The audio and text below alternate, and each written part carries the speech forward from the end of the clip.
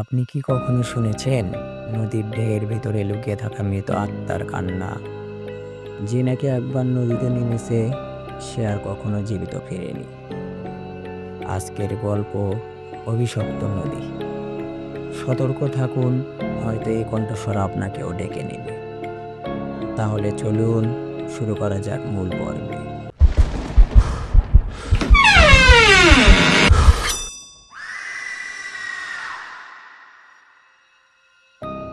অভিশপ্ত নদী বাংলার উত্তরাঞ্চলের এক প্রত্যন্ত গ্রাম। গ্রামটা দেখতে খুব শান্ত। চারপাশে সবুজ ধানের ক্ষেত, ছোট ছোট কুঁড়ে ঘর, আর মাঝখান দিয়ে বয়ে গেছে এক বিশাল নদী, নাম ধূসরিণী। দিনে নদীটা খুব স্বাভাবিক মনে হয়, কিন্তু রাত নামলেই নদীর চরিত্র পাল্টে যায়। গ্রামের প্রবীণরা বলতো, ওই নদীর ভিতর শুধু পানি নেই, আছে অনেক রক্ত, অনেক কান্না। বহু মানুষ এই নদীতে প্রাণ হারিয়েছে, তাদের আত্মারা আর কখনো মুক্তি পায়নি। এটি জানতে হলে আমাদের যেতে হবে 50 বছর পেছনে। প্রায় 50 বছর আগে এক বর্ষার রাতে একটা দুর্ঘটনা ঘটে। পূর্ণিমার রাতে গ্রামের মেলা থেকে ফেরার সময় নৌকা ভর্তি মানুষ নদীতে ডুবে যায়। শোনা যায় নৌকায় এক নববধূও ছিল। তার লাল শাড়ি ভেসে উঠেছিল পানির ওপরে। তারপর থেকে নাকি সেই নববধূর আত্মা নদীতে ঘুরে বেড়ায়। লোকজন বলে, মধ্যরাতে নদীর ধারে গেলে দেখা যায় একটা লাল শাড়ি ভেসে চলছে, কিন্তু কাছে গেলে মিলিয়ে যায়।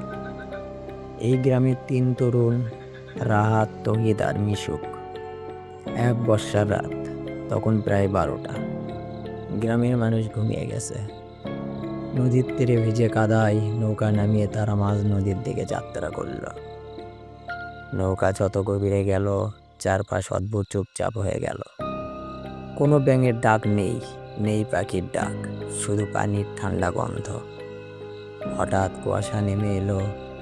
দূর থেকে ভেসে এলো মেয়েদের কান্নার আওয়াজ, আমাকে বাঁচাও, আমি ডুবে যাচ্ছি। 3 বন্ধু ভয়ে থমকে গেল। মিশুক ফিসফিস করে বলল, শোন, কেউ কাঁদছে। সত্যিই কি কেউ পানিতে ডুবে যাচ্ছে? রাহাত হাসল, আরে ওসব বাতাসের শব্দ, ভয় পাস না। কিন্তু তৌহিদ খেয়াল করলো নৌকার নিচ থেকে কেউ যেন হাত দিয়ে চাপড় মারছে। পানির ঢেউ কেমন লালচে হয়ে উঠছে, যেন রক্তের মতো। হঠাৎ নদীর মাঝখানে পানির ওপরে ভেসে উঠল একটা লাল শাড়ি। শাড়িটার ভাঁজ থেকে ঝরে পড়ছে কালো কাদো মাখা পানি। তারপর ধীরে ধীরে এক নারী উঠে এলো। ভেজা লম্বা চুল, সাদা ফ্যাকাশে মুখ তার, ছোট অদ্ভুত হাসি। তার চোখ দুটো ফাঁকা, যেন গর্ত। সে কাঁপা কণ্ঠে বলল, তোমরা আমার মৃত্যু দেখেছিলে না, তোমরাও আমার সাথে যাবে। রাহাত চিৎকার করে দাঁড়াতে গেল, কিন্তু শরীর একদম অবশ হয়ে গেল।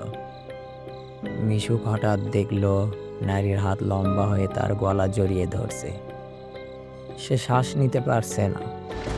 তৌহিদ পাগলের মতো বইটা চালাতে লাগলো, কিন্তু নদী যেন গোল ঘুরছে, এক জায়গা থেকে আরেক জায়গায় ফিরে আসছে। হঠাৎ চারপাশে অনেকগুলো হাত উঠল পানির ভেতর থেকে, কালো মাটি মাখা রক্ত মাখা হাত, যেন মৃত মানুষগুলো নদীর নিচ থেকে বের হয়ে আসছে। তাদের চোখ লাল, মুখে কান্না মিশ্রিত গর্জন। তারা একসাথে বলতে লাগলো, তোমরা কেন এলে, আমাদের ঘুম ভাঙালে কেন? নৌকা হঠাৎ উল্টে গেল। 3 জন বন্ধু পানির ভিতরে তলিয়ে গেল। শেষবার দেখা গেল লাল শাড়ি পরা সেই নারী হাসছে আর তাদের টেনে নিচ্ছে পানির তলায়। গল্প এখানেই শেষ নয়। পরদিন ভোরে গ্রামবাসীরা নদীর ধারে গিয়ে দেখল পানির উপরে ভাসছে ভাঙা নৌকার টুকরো, কিছু জামা কাপড় আর এক জোড়া জুতা। কিন্তু 3 বন্ধুর কাউকে আর পাওয়া গেল না। সেই রাতের পর থেকে গ্রামে আর কেউ সাহস করে নদীর ধারে যায় না। আজও মাঝরাতে ধূসরিণীর তীরে দাঁড়ালে ভেসে আসে সেই নারীর ডাক, আমাকে বাঁচাও, আমি ডুবে যাচ্ছি।